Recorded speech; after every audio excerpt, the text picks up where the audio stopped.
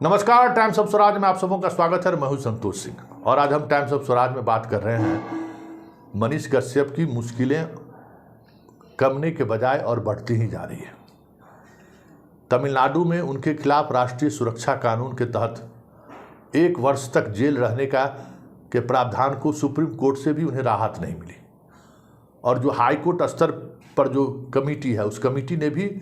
उसको अप्रूव कर दिया है। मतलब अब 1 वर्ष तक तो तमिलनाडु में किसी भी मामले में जमानत याचिका वो फाइल ही नहीं कर सकते। तो 1 वर्ष तो उनको जेल रहना ही रहना है। और फिर जो मामले उन पर दर्ज हैं, अलग अलग 6 मामले दर्ज है तमिलनाडु में, उस मामले पर उस 1 साल के बाद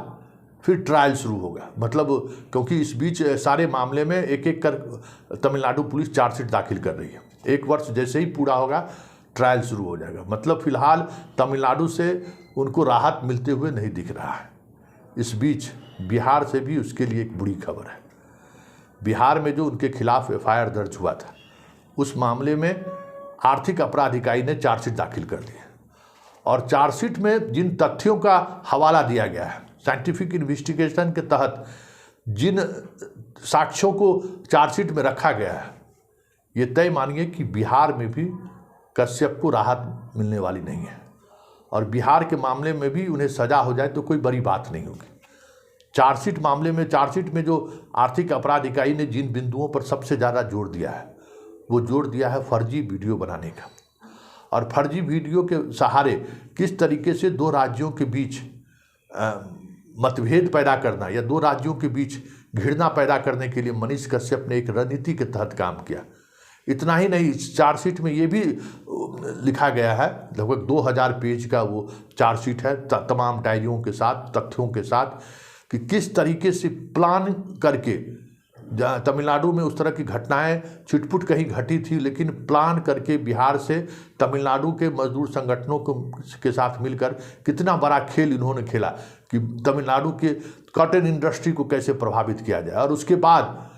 एक नेटवर्क खड़ा करके वहाँ की कंपनियों से कैसे पैसे उगाही की जाए, इस बात तक की चर्चा चार्जशीट में आर्थिक अपराध इकाई ने की है। साथ ही फंड जो इनके पास जो पैसे का जो आना जाना था, जिस तरीके से उसमें जिस स्तर पर इन्होंने खेल खेला है उसकी भी चर्चा उस मामले में है। और जो इनका अकाउंट फ्रीज है वो फ्रीज क्यों रहना चाहिए, इसको लेकर भी आर्थिक अपराध इकाई ने मजबूती से चार्जशीट में बातें को रखी है। अब देखना यह है कि चार्जशीट दाखिल होने के बाद जो ट्रायल कोर्ट है वो कोर्ट क्या करती है, क्योंकि जिस अंदाज में चार्जशीट दाखिल किया गया है, आने वाले समय में जल्द से जल्द यहाँ भी ट्रायल शुरू हो जाए तो कोई बड़ी बात नहीं होगी, क्योंकि आर्थिक अपराध इकाई कुछ इसी आधार पर उन्होंने चार्जशीट दाखिल की है। जो चार्जशीट में जिन धाराओं पर आर्थिक अपराध इकाई ने चार्जशीट दाखिल की है उसमें जो सबसे महत्वपूर्ण है वो धारा 153 है, 153A है, 153B है। उसके अलावा IT एक्ट के तहत है, 120B है, 168 है, 171 है, 201 है। इसके अलावा जो सबसे महत्वपूर्ण चीज़ ये है, जिन तथ्यों के हवाले से ये पूरे घटनाक्रम दर्शाया गया है उसमें उनके जो सहयोगी रहे हैं राजेश उर्फ रंजन कुमार सिंह उर्फ आदित्य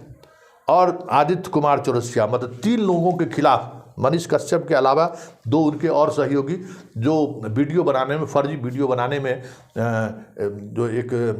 यही जक्कनपुर में मकान लिया था, अशोक राजपथ से कैसे रुई लाया, कैसे वो फिर उसका फर्जी वीडियो बनाया, उस खेल में जो शामिल थे 2 उनके सहयोगी, उन पर भी चार्जशीट दाखिल कर दिया गया है। तो आप कह सकते हैं कि मनीष कश्यप की मुश्किलें और बढ़ गई है और बिहार के मामले में भी शीघ्र ट्रायल शुरू होकर सजा हो जाए तो कोई बड़ी बात नहीं हो।